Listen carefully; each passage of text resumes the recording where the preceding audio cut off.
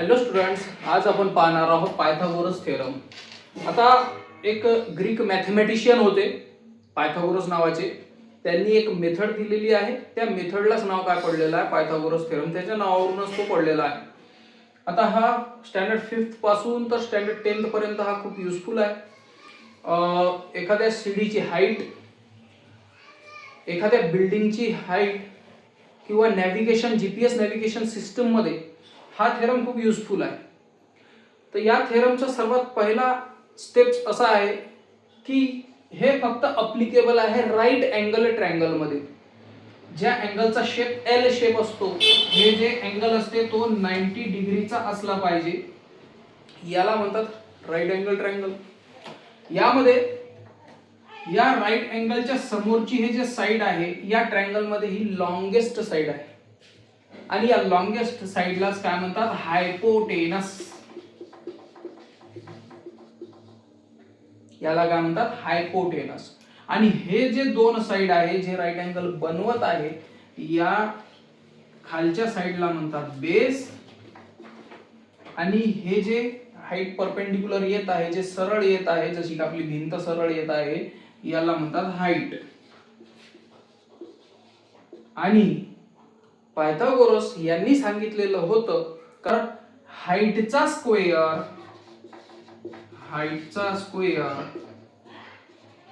Plus बेसचा square हा equal असतो हायपोटेनसच्या स्क्वेअर एवढा. हायपोटेनसचा स्क्वेअर, बस हाच आहे पायथागोरस थेरम.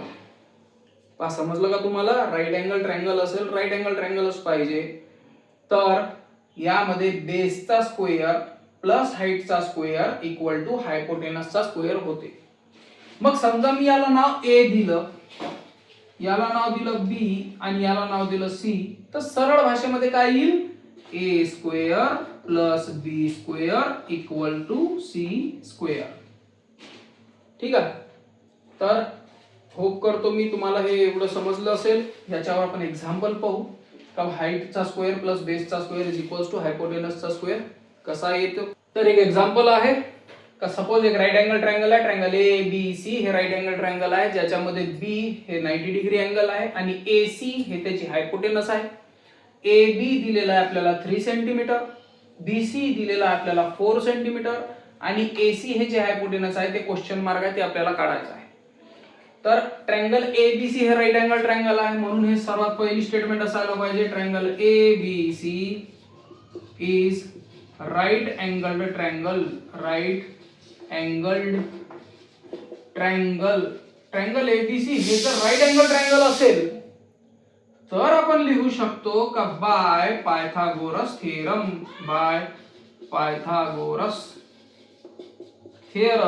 काय म्हणतो Pythagoras theorem, AB square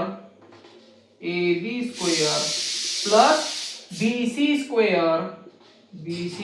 square equals to AC square. या दोन साइडच्या स्क्वेअरची प्लस म्हणजे हे हायपोटेनसच्या स्क्वेअर एवढी असायलाच पाहिजे, कारण की पायथागोरस यांनी सांगितलेलं आहे. मग हे असेल 3 सेंटीमीटर म्हणून 3 चा स्क्वेअर प्लस BC चा स्क्वेअर म्हणजे 4 चा square, 4 square equal to AC आपल्याला माहितच नाही, म्हणून AC जसाच्या तसं लिहत आहोत मी. 3 चा स्क्वेअर, कोणत्याही नंबरचा स्क्वेअर म्हणजे तोच नंबर मल्टिप्लाय बाय तोच नंबर, म्हणजे 3 चा स्क्वेअर म्हणजे 3 मल्टिप्लाय बाय 3, तर 3 3 जा 9. 3 चा स्क्वेअर म्हणजे 9 प्लस 4 चा स्क्वेअर म्हणजे 16 इक्वल्स टू AC चा स्क्वेअर. 9 प्लस 16 होते 25 इक्वल्स टू AC चा स्क्वेअर. आपल्याला AC पाहिजे, AC चा स्क्वेअर नाही पाहिजे, म्हणून आपल्याला दोन्ही साइडला काय घ्यावं लागेल, स्क्वेअर रूट. तर टेकिंग स्क्वेअर रूट, तर आपण स्क्वेअर रूट घेऊ. तर 25 म्हणजेच 25 square root equal to AC चा स्क्वेअर म्हणजेच AC चा स्क्वेअरचा स्क्वेअर रूट. आता इथं स्क्वेअर आणि स्क्वेअर रूट एकमेकाचे अपोजिट आहे, म्हणून हे झाले कॅन्सल. AC चा स्क्वेअरच्या जागी आता काय उरला, फक्त AC. आणि 25 मला वाटते हे आहे 5 चा स्क्वेअर आहे ना, म्हणून 25 चा स्क्वेअर रूट काय राहील 5, आणि हे सर्व सेंटीमीटर होते, तर हे आन्सर ही काय राहील सेंटीमीटर, म्हणून AC आलं 5 सेंटीमीटर. जर राईट अँगल ट्रायंगल असेल, एक साइड 3 असेल, एक साइड 4 असेल, तर हायपोटेनस किती असायला पाहिजे 5 सेंटीमीटर असायला पाहिजे. तर ह्या हिशोबाने पायथागोरस थेरम आपण काय करू शकतो अप्लाय करू शकतो. दुसऱ्या भाषेत मला सांगायचं असेल तर सपोज BC हे फ्लोअर आहे, जमीन आहे, AB हे काय भिंत आहे, तर त्याच्या टोकाला, या रोडच्या टोकाला आणि या भिंतीच्या टोकाला जर मला शिडी लावायची असेल, तर जर रोड असेल 4 सेंटीमीटर मीटर, कारण की आता रोडची गोष्ट चालू आहे, आपण मीटर घेऊ, रोड असेल 4 मीटरचा आणि जर भिंत असेल 3 मीटरची, तर तुम्हाला शिडी किती लागेल 5 मीटरची, 5 मीटरची शिडी लागेल. विदाउट कॅल्क्युलेशन आपण सरळ सरळ तेवढी मीटरची शिडी घेतली तर लावू शकते. तर या हिशोबाने आपण पायथागोरस थेरम काय करू शकतो अप्लाय करू शकतो. याचं अजून एक एक्झाम्पल पाहून घेऊ आपण. सेकंड एक्झाम्पल मध्ये ट्रायंगल PQR दिलेला आहे. जाणून बुजून मी थोडं उलट काढलं, कारण की तुम्हाला समजलं पाहिजे का पायथागोरस थेरम अप्लाय कसा झाला पाहिजे. तर PQR मध्ये Q हे 90 डिग्री आहे, म्हणून PR हे काय होईल हायपोटेनस. PQ 8 मीटर आहे, QR 6 मीटर आहे, PR याची व्हॅल्यू आपल्याला विचारलेली आहे. पुन्हा तेच कंडिशन, हे 90 डिग्री ट्रायंगल आहे, राईट अँगल ट्रायंगल आहे. राईट अँगल ट्रायंगल असल्यामुळे पायथागोरस थेरम तुम्ही काय करू शकता अप्लाय करू शकता. तर triangle PQR is right angle triangle, आणि असं असेल तर by hence by Pythagoras theorem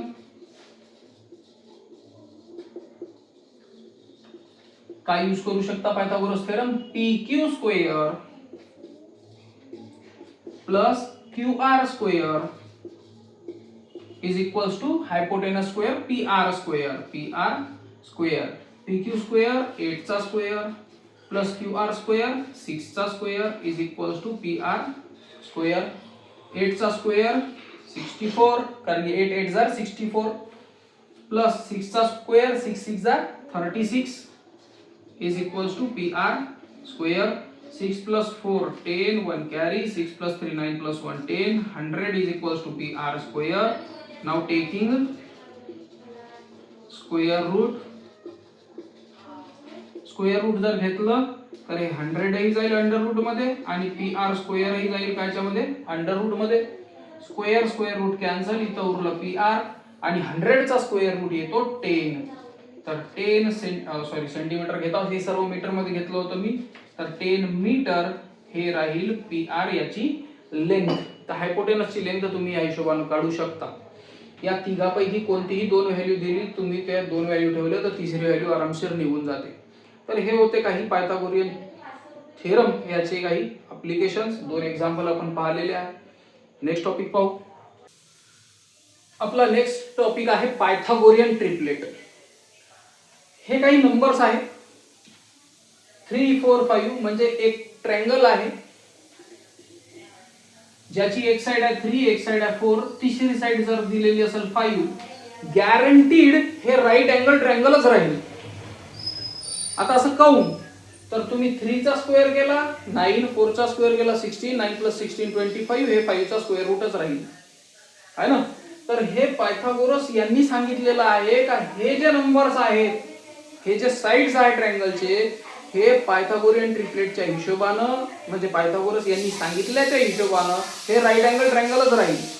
तर हे लक्षात ठेवा, म्हणजे हे पाठ असले पाहिजे, कारण की कधी चूज द करेक्ट अल्टरनेटिव्ह मध्ये विचारते, कधी कॉम्पिटिटिव्ह एक्झाम मध्ये विचारते, नवोदय मध्ये, NMMS मध्ये, त्याच्यानंतर ओलंपियाड याच्यामध्ये हे विचारू शकतात. तर पायथागोरियन ट्रिपलेट याच्यातलं ओळखा. तर 3 4 5, 6 8 10, 5 12 13, 8 15 17, 7 24 25, 9 40 41, 11 60 61, 12 35 37 आणि 20 21 29. हे काही इझी वाले पायथागोरियन ट्रिपलेट लिहून दिलेले आहे. याची स्क्रीनशॉट घेऊ शकता तुम्ही, कारण नाही तर व्हिडिओ पॉज करून तुम्ही लिहू शकता.